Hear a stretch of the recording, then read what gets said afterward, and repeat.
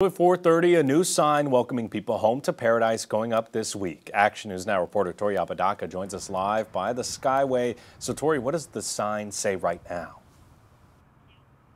Take a look. It says, "You may find paradise to be all its name implies." Let me go ahead and step out of the frame so you can get a better look at this sign and what we're seeing here. The entire community has been working on the sign, from selecting a design, getting donors, and now the actual construction. It is an icon. An icon that took 3 years to finally rise from the ashes. We're now at the final stage of 7 steps of trying to get the sign up in the air. The original sign looked like this time swapping out the timber for steel.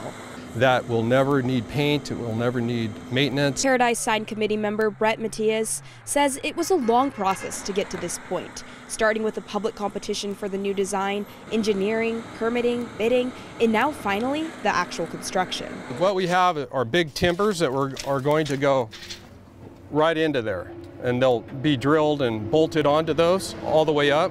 The timber that will go on these columns will be reclaimed cedar from the fire. It'll say Ridge, strong and resilient vertically on the columns. The big progress out at the site today has been putting the halo up on top of the sign, as well as laying down those letters. As you can see, crews still doing that right here behind me. What we're doing is gifting it to the community, to the Ridge community, at no cost to the town of Paradise, anyone.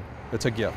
24 round medallions will go into these boxes, representing the different community groups that made this project possible. It's more than a sign, it's a symbol of paradise, and paradise coming back.